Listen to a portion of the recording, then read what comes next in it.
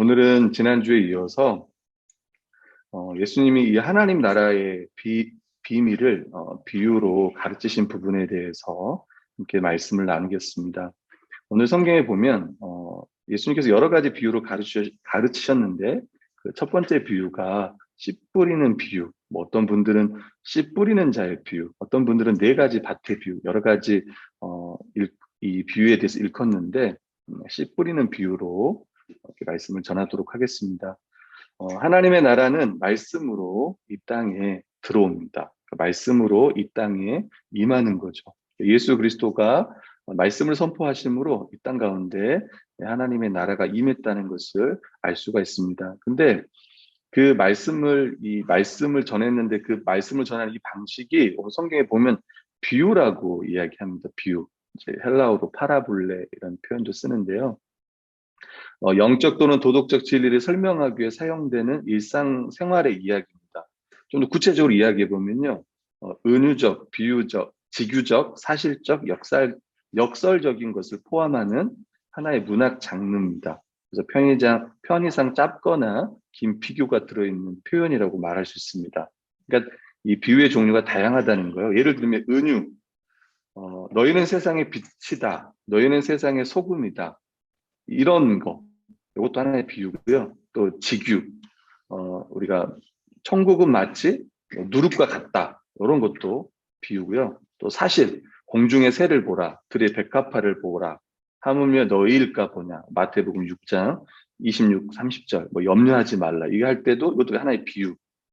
또 역설적인 것도 있어요. 한 알의 밀이 죽으면 많은 열매를 맺는다. 요한복음 12장 24절. 예수 그리스도의 죽음에 대해서 이렇게 설명하는 것도 또 하나의 비유이기도 합니다.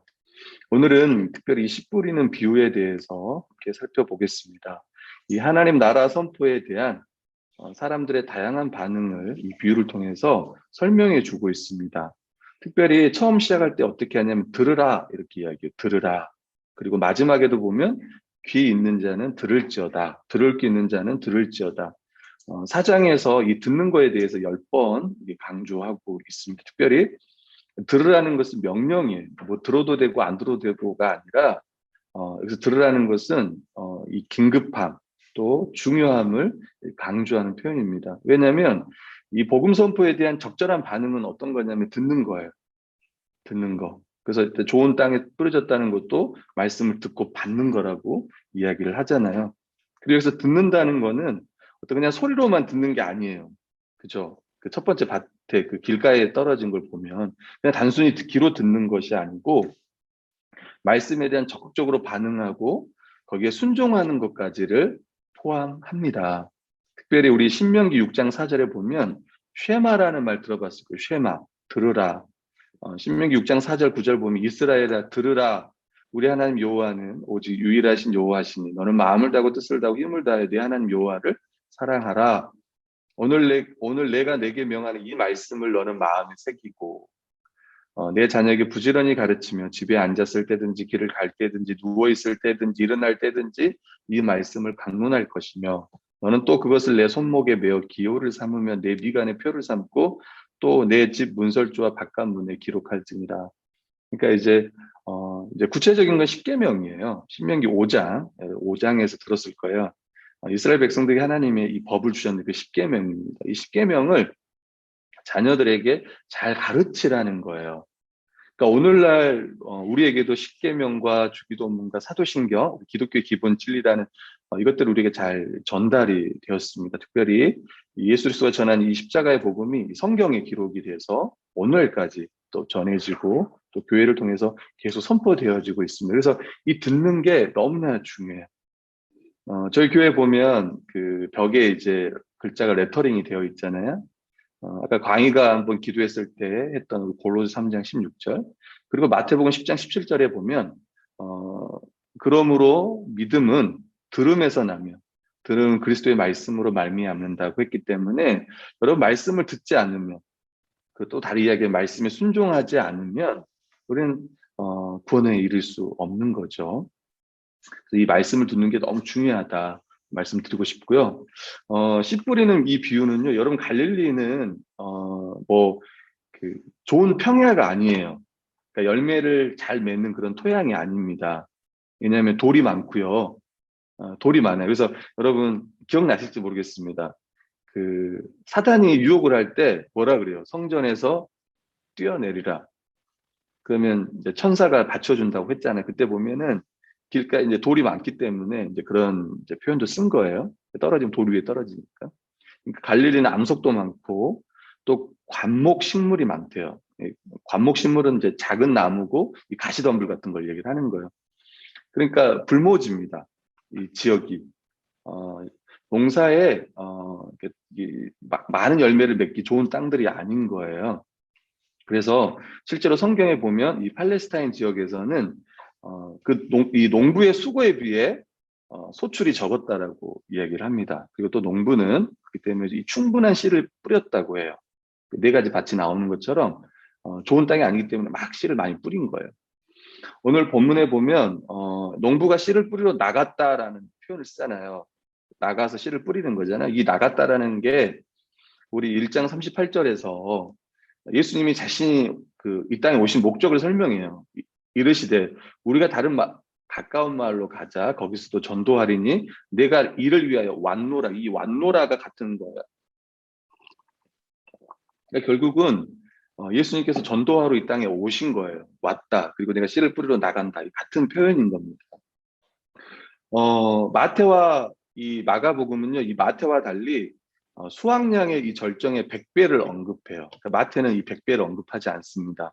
그러니까 특별히 많이 결실을 맺는다는 것을 강조하려는 것 같습니다. 열매를 맺지 못한 이 세 종류의 씨앗이 처한 운명을 묘사하는 데 과거형을 썼고요. 또 좋은 땅에 떨어진 이 씨앗이 싹이 나고 열매를 과정에는 미완료 시제를 썼습니다. 뭔 소리야? 예. 넘어가면 돼요. 자라고 번성하는 과정에 현재 분사를 쓰므로 지금 계속 자라나고 있다, 싹이 나고 자라고 있다, 결실하고 있다라는 것을요, 지금도 계속 진행하고 있음을 보여주는 거예요. 그러니까 하나님 나라를 현재 누리고 있는 모습들을 그런 시제를 통해서 이 세 가지 밭에는 과거형을 써서 그걸 이야기를 하지 않는데 이 좋은 땅에 뿌려졌다는 것은 이야기를 하고 있는 거예요. 믿음이 지속적으로 자라고 있고 그 나라를 누리고 있고 보여준다는 거예요. 자, 두 번째입니다. 10절부터 12절까지는 예수님께서 이 하나님 나라의 이 비밀을 이 비유로 하신 목적에 대해서 잘 설명해요. 이때 보면 예수님께 홀로 계실 때 함께 한 사람들이 12제자와 더불어 그 비유에 대해서 물었습니다. 그러니까 실제로는 이제 성경에 따지면 예수님 비유를 다 했겠죠. 그리고 이제 이 비유에 대한 설명을 할 텐데 이 설명이 이제 중간에 넣은 거예요. 이르시되 하나님 나라의 비밀을 너희에게 주었으나 외인에게는 모든 것을 비유로 한다. 그러면서 그 목적을 이렇게 설명해요. 그들로 보기는 보아도 알지 못하며 듣기는 들어도 깨닫지 못하게 하여 돌이켜 죄사함을 얻지 못하게 함이라 하시고, 그래서 어찌 보면 이 12절이 약간 난해 구절이기도 합니다. 예수님께서 그들을 못 알아먹어서 구원받지 못하게 하려고 비유로 하신 건가, 이런 우리가 오해를 할 수 있지만 이제 그건 아니고요. 자, 좀 이후에 살펴보겠습니다. 첫 번째는요, 하나님 나라의 비밀을 너희에게 주었다라고 이야기를 합니다. 다시 이야기하면 제자들은 들을 귀가 있었어요. 들을 귀. 그러니까 이 비밀을 깨달을 수 있는 거예요. 여러분, 제자들에게 이 하나님 나라의 비밀이 은혜로 주어진 거예요. 집에서 시간에 그런 얘기를 많이 했을 거예요. 어떤 인간의 어떤 통찰력이나 어떤 노력으로 스스로 획득되는 것이 아니고 성경은 주어졌다라고 얘기하잖아요. 내가 너희에게 주었다라고 이야기. 그렇죠? 뭐 배웠다는 것도 아니고 스스로 깨달았다는 것도 아니고 이 비밀은 어떤 인간의 통찰력으로 불가능합니다. 오직 하나님의 계시로만 드러날 수 있어요. 그래서 로마서 16장에 보면 25, 26 이런 표현이 있습니다. 하나님께서는 내가 전하는 복음, 그러니까 이 복음을 통해서 그걸 안다는 거예요. 예수 그리스도에 관한 선포로 여러분을 능히 튼튼히 세워주십니다. 그는 오랜 세월 동안 감추어 두셨던 비밀을 계시해 주셨습니다. 그러니까 하나님 나라의 비밀을 예수님께서 계시해 주신 거예요. 그 비밀이 지금은 예언자의 글로 환히 공개되고 영원하신 하나님의 명을 따라 모든 이방 사람들에게 알려져서 그들이 믿고 순종하게 되었습니다. 예수 그리스도가 선포한 그 복음, 그리고 사도 바울이 성령의 계시로 말미암아 이 복음을 깨닫고 오늘날 신약 성경으로 우리에게 주어진 거예요. 근데 예수님께서 복음을 전할 때, 오늘날도 복음을 전할 때도 마찬가지고 이 비밀을 다 깨닫느냐? 아닌 거예요. 하나님 나라의 비밀, 이 하나님 나라를 다 깨닫지 않습니다. 이 비유를 통해서요, 두 가지 기능이 있는 거죠. 예수님을 믿는 사람은 이 비밀을 알아요. 근데 믿지 않는 사람에게는 이게 감추어져 있어요. 그래서 이중적 기능을 한다라고 이야기를 합니다. 또 비슷한 거예요. 예수님께서 귀신들이 예수님 하나님의 아들입니다 할 때 조용해라 라고 말하는 것도 마찬가지예요. 사람들은요, 메시아에 대해서 다 오해합니다. 그 당시에 그들이 생각했던 메시아는 이 로마의 압제에서 해방시켜 주실 메시아를 생각했던 거예요. 근데 실제로는 이 죄의 압제에서 벗어나게 하려고 주님이 이 땅에 오신 거죠. 그게 더 근본적인 이유이니까. 하나님의 나라가 예수 그리스도 안에 임했잖아요. 그분의 인격과 그분의 말과 행위로 이 땅에 온 것이 비밀이에요. 예를 들면 이런 거예요. 예수님은 귀신을 쫓아내요. 그다음에 예수님 병을 고쳐요. 이렇게 하신 이유가 뭐예요? 어? 우리 중에도 그런 사람 있을 거 아니에요? 저도 예수님 병을 고쳐주세요. 심지어는 만나게 해주세요. 만나고 싶습니다. 이런 분들도 있을 거예요. 기도할 수 있겠죠? 근데 예수님이 귀신을 쫓아내고 질병을 치유하는 거는 근본적인 이유는 하나님 나라가 이 땅에 도래했음을 보여주는 거예요. 그 나라가 왔기 때문에 귀신이 떠나는 거고 그 나라가 이 땅에 도래했기 때문에 질병이 치유되는 거예요. 그럼 이 땅에 다 고쳐져요, 질병이? 아니요. 주님의 나라가 이 땅 가운데 완전히 임할 때, 우리가 말하는 그리스도가 재림하여 새하늘과 새 땅이 될 때, 그때는 질병이 없습니다. 원래 하나님 창조하신 세상은요, 그런 세상이 아니었던 거예요. 선한 창조였습니다. 인간도 죽지 않을 영생할 존재로 저희 만들어진 거죠. 근데 죄로 말미암아 이 모든 것들이 다 깨진 거예요. 그래서 죄의 문제 해결하기 위해서 이 땅에 오신 거예요. 다시 이야기하면 이 죄의 문제 해결받아야 그 나라에 들어갈 수 있습니다. 하나님 나라의 백성이 될 수 있는 거죠. 근데 이게 비밀이라는 거예요. 쉽게 말하면 예수 그리스도를 믿지 않으면 절대 그 나라에 들어갈 수 없고 그 비밀을 알 수 없다는 겁니다. 그리고 지금 예수님과 함께하는 사람들, 예수님과 함께 해야만 이 비유를 들을 수 있는 거예요. 실제로 예수님과 함께하지 않는 사람들은 여기에 관심이 없어요. 하나님 나라에 관심이 없습니다. 하나님 나라와 그 의에 대해 조금도 관심이 없어요. 아까 불렀던 주 말씀이 향하여 그 영광 안에 살게 하소서의 마음도 없는 거예요. 우리가 주기도문 항상 고백하잖아요. 당신의 이름이 거룩히 여김 받기를 원합니다의 마음이 일단 없는 거예요. 하나님 말씀을 더 알고 싶은 마음도 없고 하나님 나라에 들어가고 싶은 마음도 없는 거예요. 예수님과 함께한 사람들, 우리에게 비유를 알려주시라고 말하는 사람들, 그 사람들만 알 수 있는 겁니다. 믿음으로 듣는 자, 그들에게 하나님 나라가 이 비밀이 그들에게 주어진 거예요. 그리고 다시 이야기하면 열매를 맺지 못하는 거, 열매를 맺는 거, 어찌 보면 이 말씀을 듣는 겁니다. 여기에 의해서 결국 믿음으로 결정이 되는 겁니다. 외인들에게는 모든 걸 비유로 한다고 했습니다. 밖에 있는 자들, 이 비밀을 깨닫지 못하는 자들, 이사야서 6장 9절 10절 말씀을 요약해 예수님께서 여기서 인용한 게 이사야서 6장 9절 10절이에요. 왜 이 사람들이 못 깨달았을까? 어떻게 보면 하나님이 듣지 못하게 하여 그들 구원받지 못하게 하는 것처럼 오해할 수 있는데 이사야서 6장 9절 10절 맥락은 그게 아닙니다. 여러분 신약에서 몇 회를 인용하냐면 6회를 인용한다고요. 6회. 근데 여러분 우리가 성경을 해석할 때 항상 문맥을 보잖아요. 근데 그 6회를 인용한 문맥을 보면 다 마음의 불신과 완악함, 이스라엘 백성의 완악함이라는 그 문맥에서 이 말씀을 인용하는 거예요. 그러니까 다시 이야기하면 이 듣는 사람들, 말씀을 듣는 사람들, 이들의 마음에 완악함이 있기 때문에 다시 이야기하면 예수님을 하나님의 아들로 믿지 않고 메시아로 받아들이지 않기 때문에 이 비유를 깨달을 수가 없는 거예요. 그러니까 예수님을 믿지 않기 때문에 그들의 마음의 완악함 때문에 이 비유를 그들은 깨달을 수 없는 거예요. 마태복음 13장 14, 15절에 보면 이 똑같은 비유가 거기에도 있습니다. 그때 이렇게 이야기해요. 이사야 예언이 그들에게 이루어졌으니 그러니까 지금 말씀 받아들이지 않는 자에게 이사야 예언이 이루어졌대요. 일렀을 때 너희가 듣기는 들어도 깨닫지 못할 것이요 보기는 보아도 알지 못하리라. 이 백성들이 마음이 완악해져서 그 귀는 듣기는 둔하고 눈은 감았으니 이는 눈으로 보고 귀로 듣고 마음으로 깨달아 돌이켜 내게 고침을 받을까 두려워함이라 하였느니라. 그 당시 이 지도자들, 영적 지도자들, 바리새인, 우리 2장부터 쭉 살피는 왜 안식일 날 선을 행합니까? 당신은 귀신 들린 자가 아닙니까? 라고 지금 예수님을 대적했던 그런 자들, 다 마음이 완악한 거예요. 심지어 이스라엘 백성들조차도 마지막 예수님 십자가에 못 박으라고 못 박으러 못 박으라고 그들이 외칩니다. 그리고 바라바를 달라. 바라바. 예, 허경혜 씨가 생각이 납니다. 나만 바라봐. 아무튼 예, 그 바라바 막 사람 죽였던 그 이 살인자를요 살려달라고 하고 죄 없는 예수 그리스도 십자가에 내어 주었죠. 요한복음 9장 39절에 보면 예수께서 이르시되 내가 심판하러 이 세상에 왔으니 보지 못하는 자들은 보게 하고, 그러니까 예수님께서 막 특히 이제 이게 눈 못 본 자들 막 고치는 거 있잖아요. 귀머거리 귀 열려주는 거. 이런 것들이 이런 맥락이 있는 거예요. 보는 자들은 맹인이 되게 하려 합니다. 그 당시 보는 자들은 누구예요? 다 지도자들이에요. 자기 의에 사로잡혀 있던 영적 지도자들, 바리새인들, 사두개인들 이야기하는 거. 너들은 보냐? 너희가 맹인이다 라고 주님이 이야기하신 거예요. 그 다음에 마태복음 13장 16절 17절 이렇게 말해요. 그러나 너희 눈은 봄으로. 예수님과 함께하는 사람들 12제자들 이야기하는 거예요. 너희 귀는 들음으로 하나님 나라가 이 땅 임했다는 것을 들음으로 복이 있도다.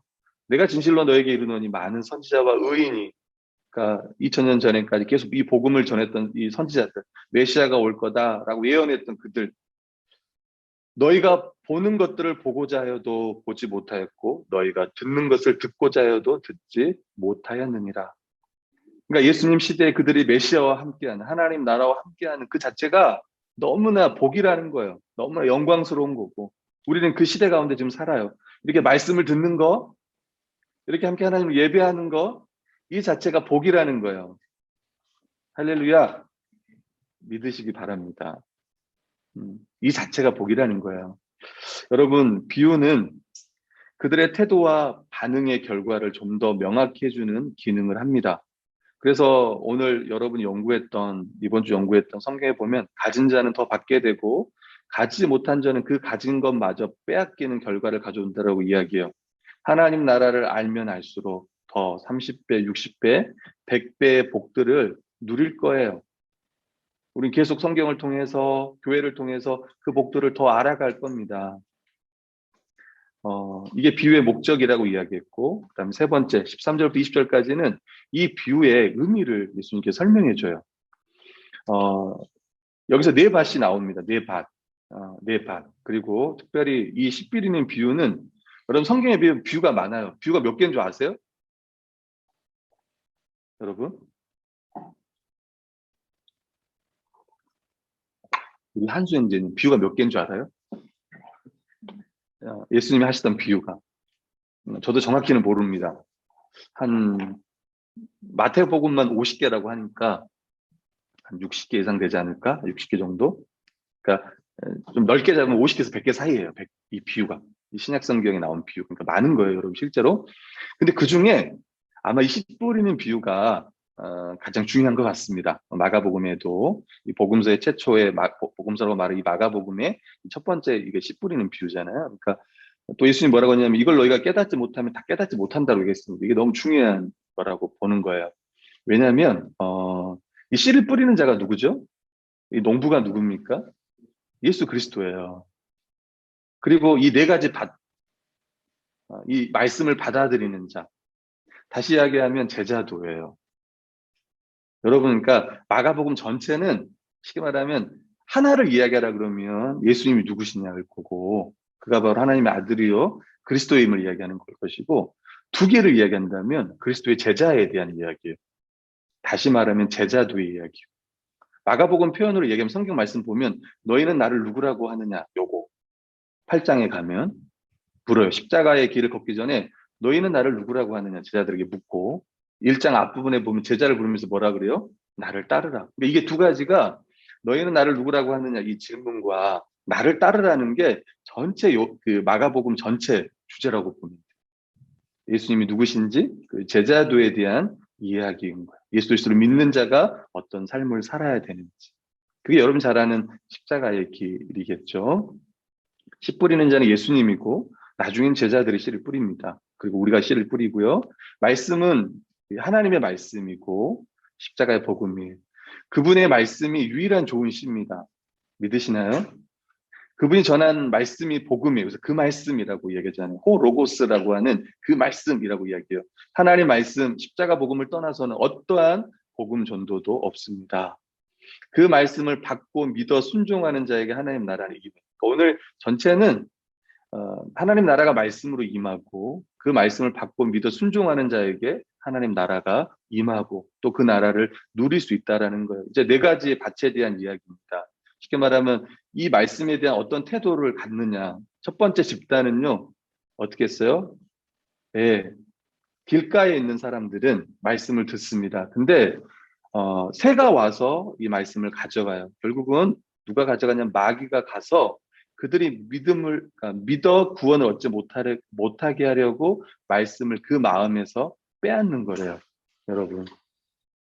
여러분 하나님 나라가 말씀으로 임합니다. 그러니까 어떤 사람들은 말로 임하기 때문에 그 나라가 너무나 약해 보여요. 여러분 길가에 씨가 떨어지면 어떻게 됩니까? 여러분 땅에 뭐 떨어지면 먹어요?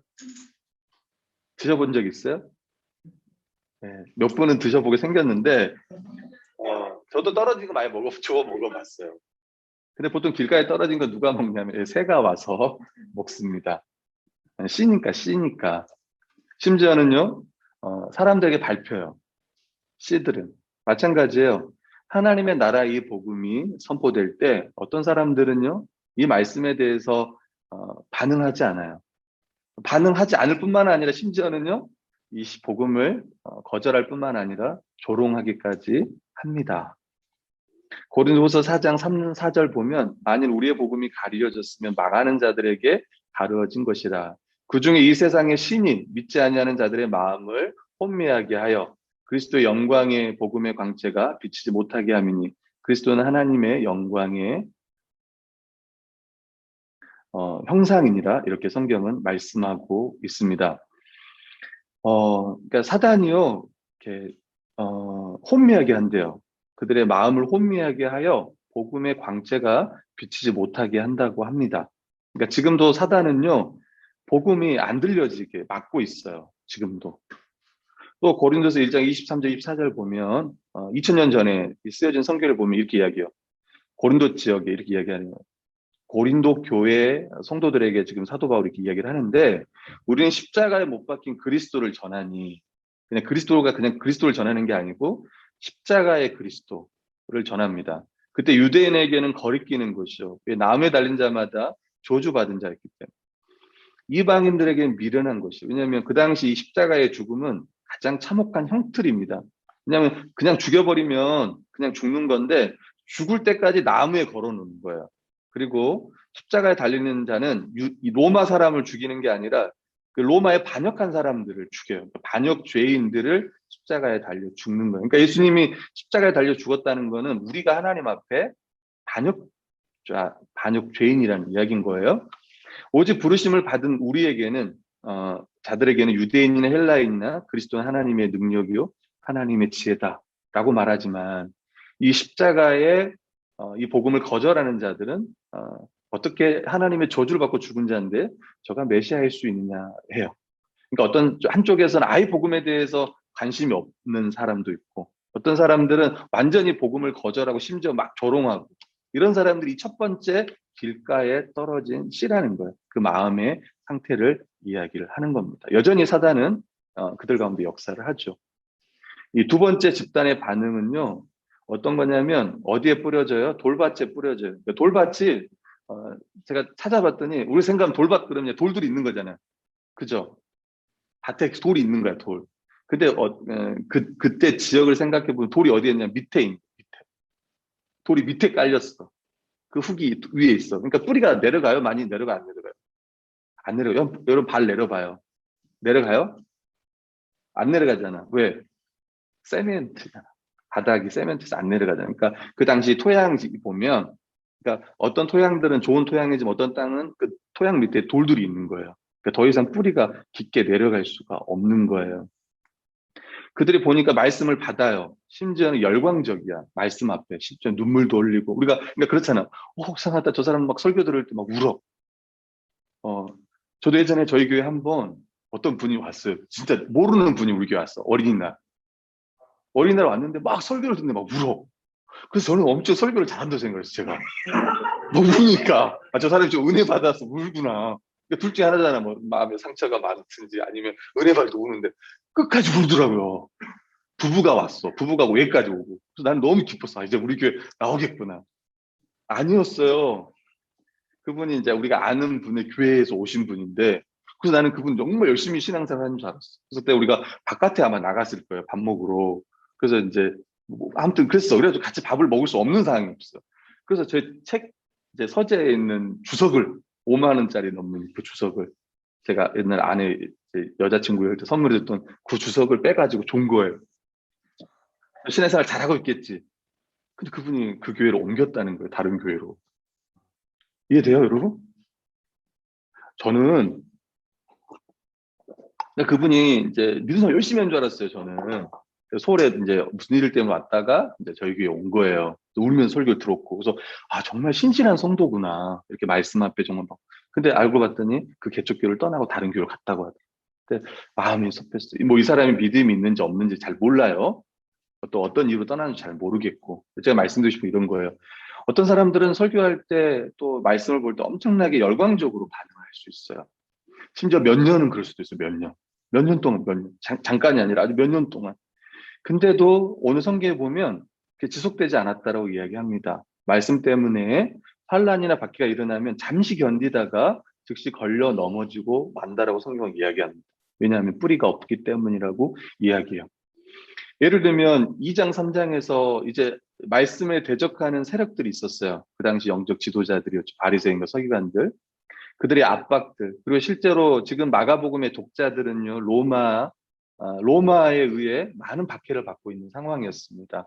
이 마가복음이 AD 60년경에 써졌다고 하면 그 당시 뭐 말이 많이 있잖아요. 그 역사를 보면 로마의 불을 이제 질렀는데 이 누가 질렀냐면 그리스도인들에게 몰아갔잖아요. 그러면서 대대적인 박해가 있기 시작했습니다. 그 가운데 이제 사실 이 성경은 이제 제자도에 대한 이야기를 해요. 이 박해 가운데 수많은 사람들이 배교의 역사도 일어나고 실제로 다 떠나고 그랬습니다. 겉으로 이 비옥하게 보이는 이 땅이었지만 그 밑에는요 뭐가 있어요? 하나님을 반역하고 저항하는 안반이 거기에 있는 거예요. 참된 회개가 없습니다. 처음에 보인 이 열심은 감정적인 거예요. 그 무성한 싹이 말라 죽는 것은 시간 문제입니다. 그 믿음은 빨리 끓었다가 빨리 식는 어찌 보면 양은 냄비와 같은 그런 믿음인 거예요. 어떻게 생각하면 이게 어떤 사람 짧은 기간일 수 있지만 제가 봤을 때는 뭐 1, 2년 그렇게 신앙생활 하다가도 이렇게 정말 입만 무성하다 끝나는 사람들이 실제로 있습니다. 세 번째는요. 이 사람은 말씀을 들을 뿐만 아니라 이 처음 길가와 그다음에 이 돌박 그 집단과 달라요. 왜냐하면 끝까지 이들은 살아남아요. 끝까지. 쉽게 말하면 끝까지 교회에 있어요. 이 사람들. 그러나 그들의 열매는 오늘 성경에 보면 그들의 문제는 열매를 맺지 못한다는 거예요. 그죠? 아예 첫 번째는 아예 뭐 그런 것도 없고 싹도 안 났고 두 번째는 싹이 났고 잎이 무성했지만 뿌리가 없어서 금방 말라 죽고 세 번째는요 자랐어요. 자랐어. 그러니까 진짜 있어 보여요. 경건의 모양은 있어요. 교회도 잘 나오고 실제로 말씀도 잘 듣고 있는 것 같아요. 근데 뭐가 없냐면 열매가 없어요. 열매. 왜 열매를 맺지 못하냐면 세상의 염려와 재물의 유혹과 그 밖의 것들, 기타 욕심이라고 성경은 이야기합니다. 누가복음 8장 14절에는 이렇게 이야기해요. 가시덤불에 떨어진 것들은 말씀을 들었으나 살아가는 동안이에요. 그러니까 이 믿음이라는 게 우리가 믿음으로 일생을 살잖아요. 그죠? 여기서 실패하는 사람들도 있고 오늘 보면 세 가지 밭은 다 실패를 한 거예요.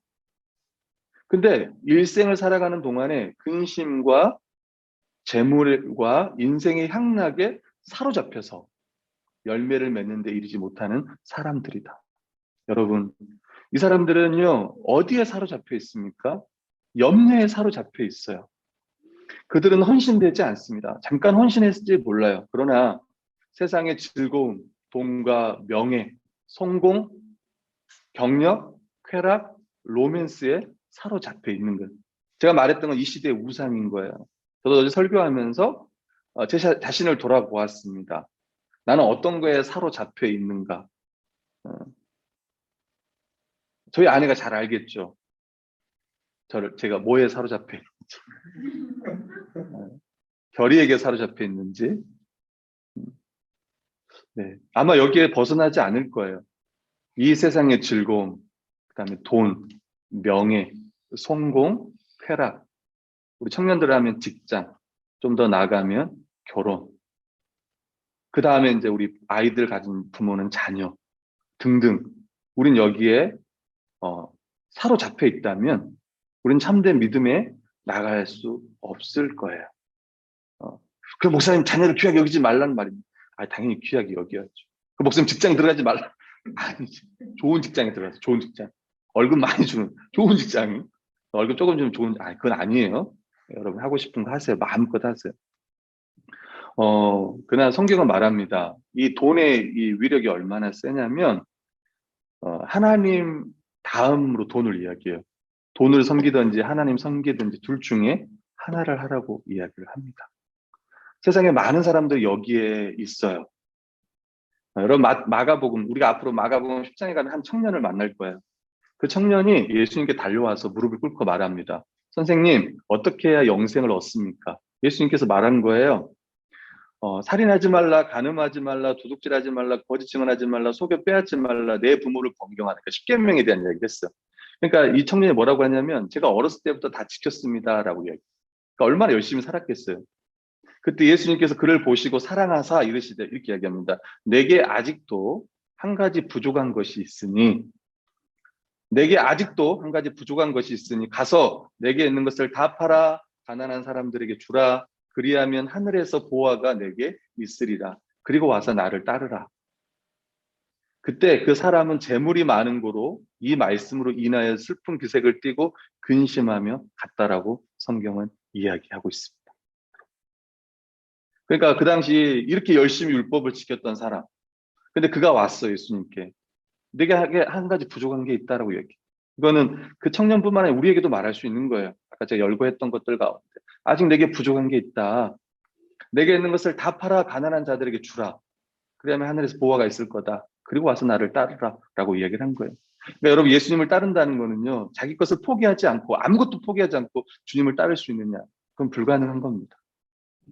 그럼 다 버리고, 재산도 다 버리고, 가족도 다 버리고, 따르라는 거냐? 아니에요. 지금 그런 이야기를 하는 게 아닙니다.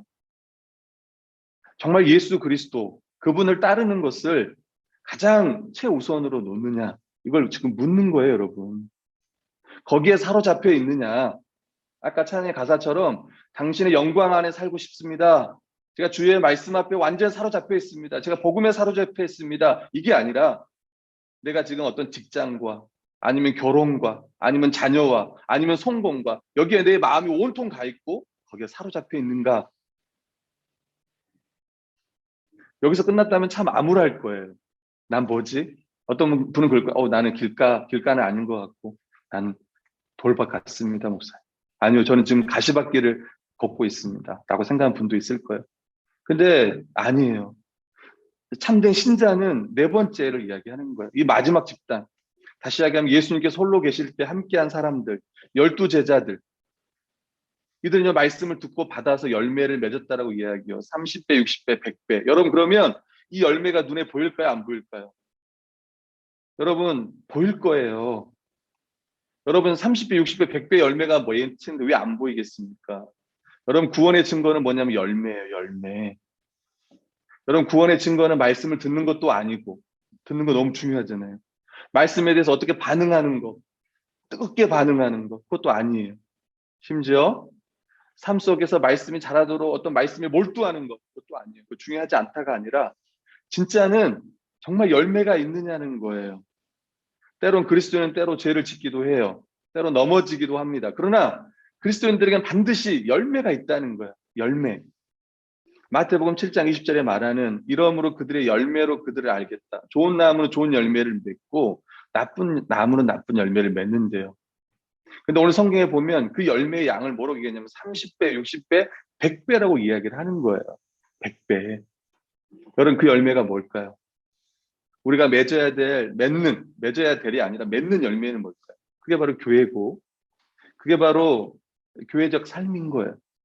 교회를 통해서 우리는 하나님 나라의 복을 누릴 거예요. 의와 평강과 희락을 누릴 거예요. 여러분 이거 복이에요. 이걸 누려야 돼요. 이 열매가 맺어져야 돼요. 그래야 진짜 구원에 이른다고 말할 수 있는 거예요. 그래야 좋은 땅이라고 말할 수 있는 거예요. 마가복음 10장 29절 30절을 보면 이렇게 이야기합니다. 그 부자 청년 이야기하고 그 다음 이렇게 이야기해요.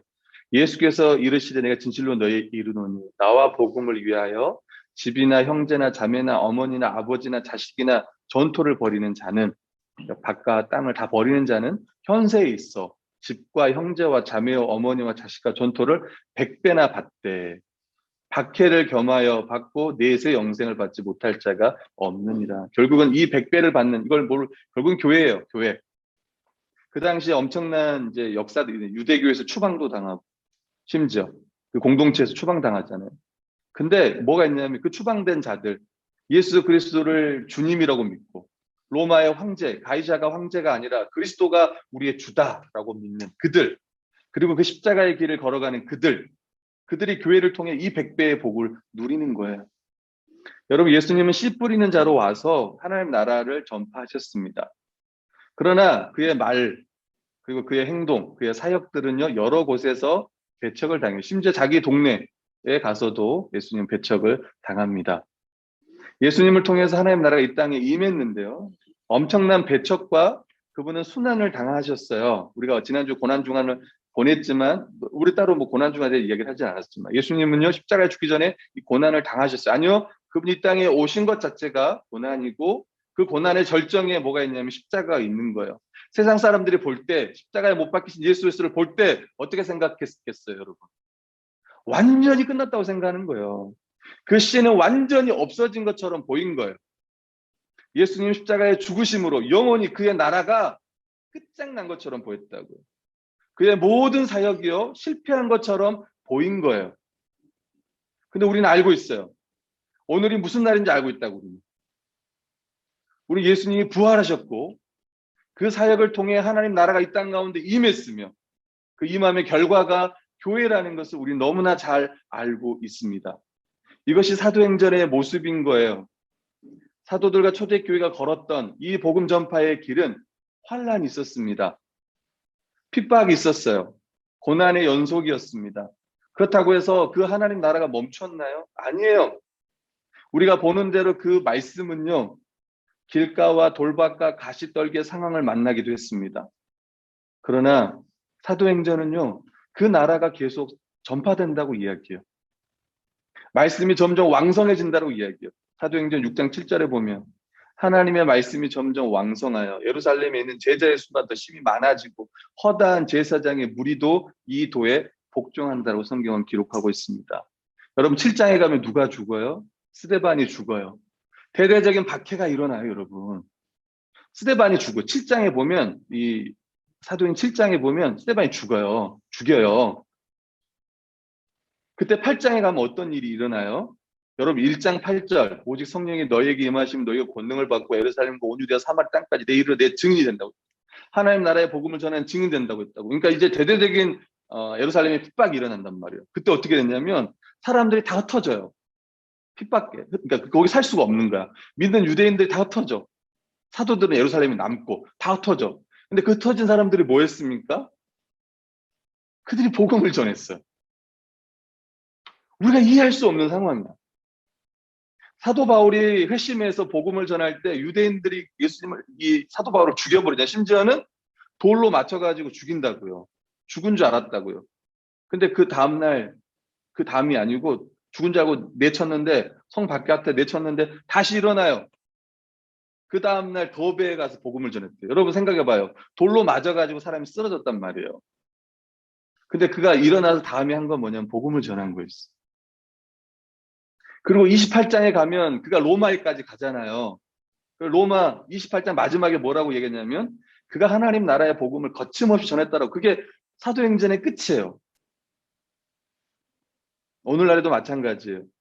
여러분, 우리가 복음을 전할 때, 또 교회로 살 때 우리가 너무 좋은 것만 기대해서는 안 된다는 거예요. 때로는 길가가 있습니다. 사탄의 반대가 있을 거고 돌밭이 있습니다. 환난과 핍박을 만나게 될 거예요. 그리고 가시떨기가 있어요. 다시 이야기하면 세상의 염려와 물질의 유혹과 여러 가지 욕심의 그런 시험들을 당하게 될 거예요. 우리가 생각했던 것보다 더 만만치 않을 거예요. 오늘날은 더 그럴 거예요. 오늘날은 박해보다 유혹이 더 많을 거예요. 믿음 생활을 하지 못하게 만드는 것들이 너무 이 땅 가운데 많이 있습니다. 2000년 전에가 핍박이었다면 오늘날은 핍박보다는 유혹이요, 미혹. 세상의 것이 너무 좋은 거예요. 세상의 것이 너무 아름답게 보이는 거예요. 때로 예수 믿는 게 너무나 보잘것없이 보일 때가 있는 거예요. 내 친구들을 보면, 내 가족들을 보면, 예수님 믿지 않는 자들을 보면 너무나 아름답고 너무나 화려해 보이는 거예요. 그러나 우린 기억해야 돼요. 성경은 우리에게 그걸 이야기해 주고 있습니다. 좋은 땅에 뿌려진 것은요, 30배, 60배, 100배 열매가 맺는다는 거예요. 예수 그리스도 안에 임한 그 하나님의 나라, 성경적 교회를 꿈꾸는 그 말씀 교회, 우리를 통해서, 그리고 그 교회를 꿈꾸는 교회들 통해서 계속 선포될 것입니다. 그리고 우리는 더 그 나라를요 누리게 될 거예요. 사랑하는 성도 여러분, 우리는 오늘 말씀을 통해 기억해야 됩니다. 뭐냐면 우리가 말씀대로 살아가는 것, 하나님의 백성으로 살아가는 게 만만치 않다는 거예요. 여전히 우리 안엔 죄된 본성이 있고 또 이 세상은 악하고 타락을 했어요. 우리는 한 주만 살아도 알잖아요. 세상이 얼마나 나를 유혹하고 있는지. 유혹의 정도는 다를 거예요. 사람마다 달라요. 내용도 다르고. 그러나 여전히 사단은 세상의 왕으로 다스리면서 어떻게 해서라도 우리를 핍박할 거예요. 믿는 자들을 핍박해요. 여전히 이 땅 가운데 고난이 있습니다. 핍박이 있습니다. 수치를 겪을 수밖에 없는 거예요. 심지어 우리가 살아가는 이 제자로서의 삶은요, 하나님 나라의 원리가 이 세상 가운데는 없어요. 타락한 세상과 충돌하기 때문에 많은 고난이 있을 거예요. 예수님 말했습니다. 누구든지 나를 따라오려거든 자기를 부인하고 자기 십자가를 지고 나를 따를 거다. 예배서 6장 12절, 우리의 씨름은 혈과 육을 상대하는 것이 아니요 통치자들과 권세들과 이 어둠의 세상 주관자들과 하늘에 있는 악의 영들을 상대합니다. 무릇 경건하게 살고자 하는 자만은 박해를 받을 것이다. 이게 우리가 살아가는 이 세상 가운데 삶을 이야기를 하는 거예요. 근데 우리가 기억해야 될 거는 우리가 이렇게 살아갈 수 있는 이런 고난 중에도 인내와 기쁨과 자신을 부인하며 제자로 살아갈 수 있는 그 삶의 동력은 뭐냐면 성령께서 우리와 함께 하시는 거야. 주님이 보내신 그 성령께서 우리를 도우시고 함께 하셔요. 함께 하십니다. 믿어요? 그리고 교회 공동체 하나됨과 영광스러운 부활을 우리는 소망한다는 거예요. 로마서 8장 25절 보면 이렇게 이야기해요. 이와 같이 성령도 우리의 연약함을 도우시나니 우리는 마땅히 기도할 바를 알지 못하나 오직 성령이 말할 수 없는 탄식으로 우리를 위해 친히 간구하신다는 거예요. 성령께서요 우리를 도우십니다. 믿어요? 네. 그리고 빌립보서 1장 27절 3절을 보면 너희가 한 마음으로 서서 한 뜻으로 복음의 신앙을 위하여 협력하는 것과 그러니까 실제로 교회가 하나 되어서 이 복음을 전하고 함께 교회로 살아가고 이렇게 한다는 거예요. 그리스도를 위하여 너희에게 은혜를 주신 것은 그리스도를 위하여 너희에게 은혜를 주신 것은 다만 그를 믿을 뿐만 아니라 그를 위하여 고난도 받게 하려 하심이라.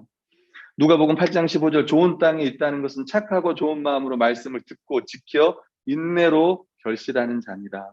로마서 8장 18절 생각하건대 현재 고난은 장차 우리에게 나타날 영광과 비교할 수 없도다. 그럼 그 영광이 뭘까요? 그 영광. 그게 바로 부활의 영광인 거예요. 부활의 영광. 우리는 다시 몸으로 부활할 거예요. 믿습니까? 믿어야 돼요. 세상 사람들은 몸으로 다시 부활한다는 걸 생각할 수가 없어요. 우리 귀신은 알지만 다시 어떻게 몸으로 부활하지? 근데 성경은 말해요. 몸의 부활을 이야기해요. 그래서 우리는 몸을 긍정하고 이것들을 소망하는 거예요. 여러분, 우리는 오늘 설교로 이제 마지막 부분인데 우리는 지켜야 돼요. 우리는 믿음을 지켜야 됩니다. 여러분 고린도전서 15장이 부활장이라고 하는데 성경에 보면 이래요. 형제들아, 내가 너희에게 전한 복음을 너희에게 알게 하노니 이는 너희가 받은 것이요 또 그 가운데 선 것이라. 너희가 만일 내가 전한 그 말을 굳게 지키고 헛되이 믿지 아니하면 그로 말미암아 구원을 받으리라. 굳게 지키고 복음을 굳게 지키고 내가 너희에게 받은 것을 먼저 너희에게 전하였노니 이는 성경대로 그리스도께서 우리 죄를 위하여 죽으시고 장사 지낸 바 되셨다라. 성경대로 사흘 만에 다시 살아나서 쭉 이야기해요. 쭉 부활해서 쭉 이야기해요.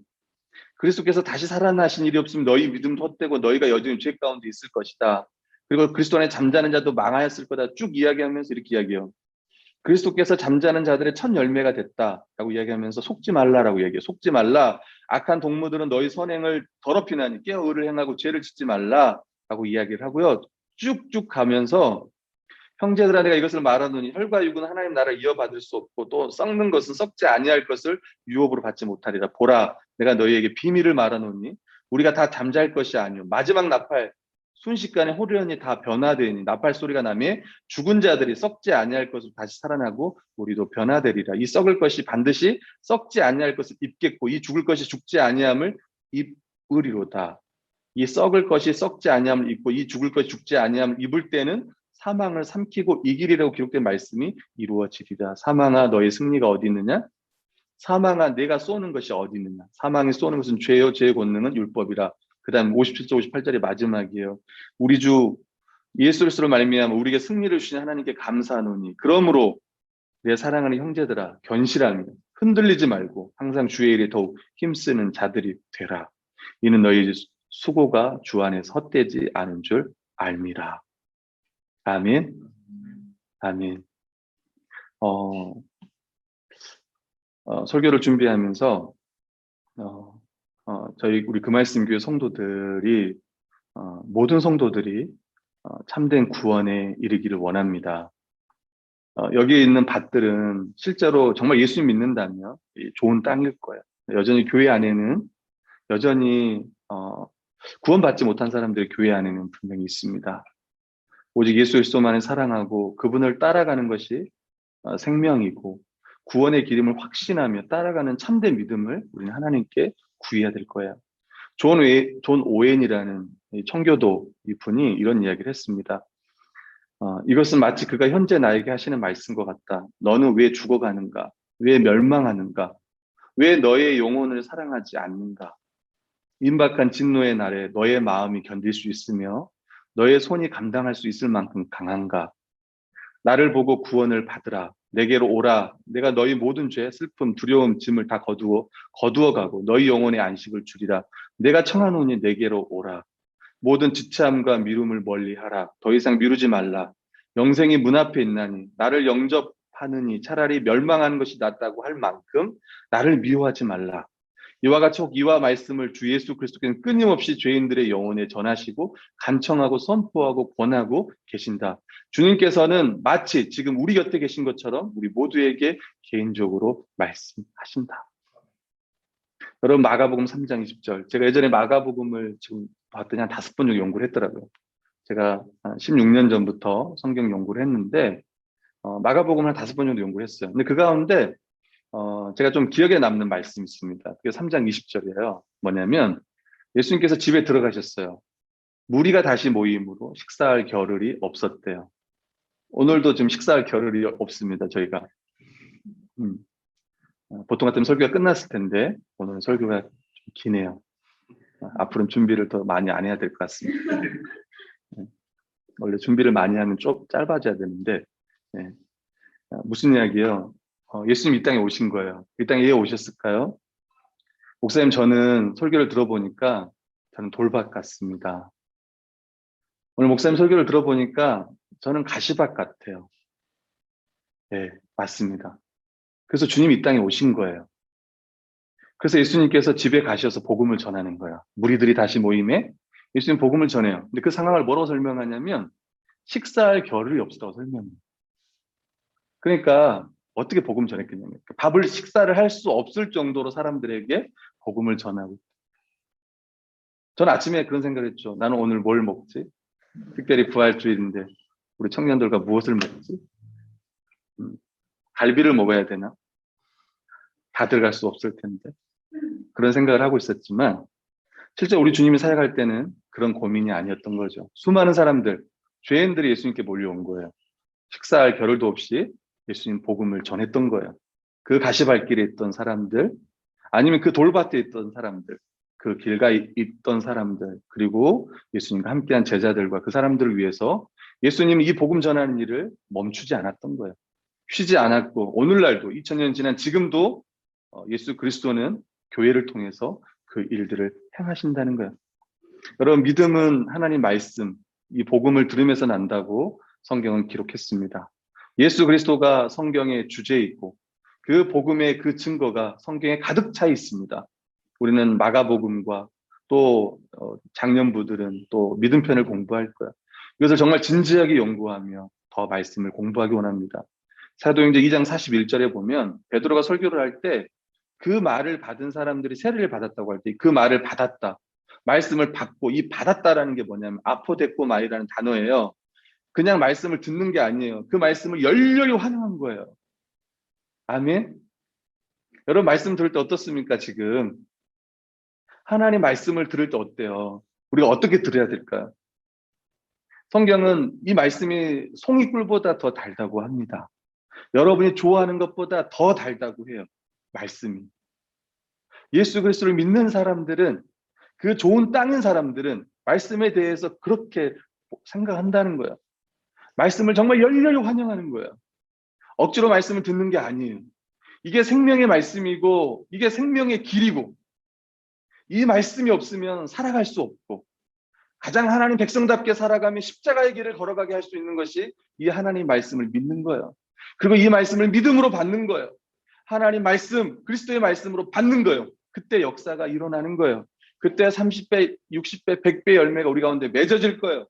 진짜 성경에서 말하는 그 교회됨을 우리는 누릴 수 있게 될 거예요. 여러분, 우리가 이 믿음을 달라고 말씀을 들을 때 우리가 설교를 듣기 전에 또 우리가 마가복음을 연구할 때 이런 기도가 있어야 되지 않을까요? 그럴 때 우리는 더 기뻐할 수 있을 거예요. 그리고 그 말씀을 통해 다시 살아나신 그 예수 그리스도의 그 부활 생명, 그 능력들을 우리는 누리게 될 수 있을 거예요. 세상이 강하다고 이야기합니다. 사단의 역사가 너무 강하다고 우리는 볼 수 있지만 우리는 마가복음을 통해서 알아요. 그 말씀 앞에, 그 능력의 말씀 앞에 더러운 귀신은 다 쫓겨나가는 거예요. 그 말씀을 믿는 자들은 그 나라를 누리는 거야. 풍랑을 잠잠케 하시고 죽은 자를 살리는 그 능력의 말씀을 우리는 날마다 믿고 살아갈 수 있는 겁니다. 도리어 이 믿음의 길에서 더 큰 기쁨과 감사와 헌신의 순종으로 우리 나아갈 수 있는 거예요. 그리고 이렇게 기도할 때, 이 믿음을 달라고 기도할 때 주님은 기뻐하시고 하나님 아버지께서는 기쁨으로 믿음을 주실 거예요. 그리고 우리에게 평강을 주실 거예요. 예수님 부활하시고 제자들에게 했던 말이 그거였어요. 너희에게 평강이 있을지어다. 또 제자들에게 나타나서 예수님 너희에게 평강이 있을지어다. 그 죽음 앞에, 그 십자가의 죽음 앞에 다 도망갔던 그 제자들을 향해서 예수님 말하는 거예요. 너에게 평강이 있을지어다. 그리고 실제로 사도행전에 나오는 그 제자들은요, 담대하게 하나님 나라의 복음을 외치게 되었습니다. 그리고 교회적 삶을요, 그들은 한 몸으로 살아갈 수 있었던 거예요. 사도의 가르침을 받으면서. 그런 교회를 함께 소망하며 나갔으면 합니다. 아멘. 같이 기도하겠습니다.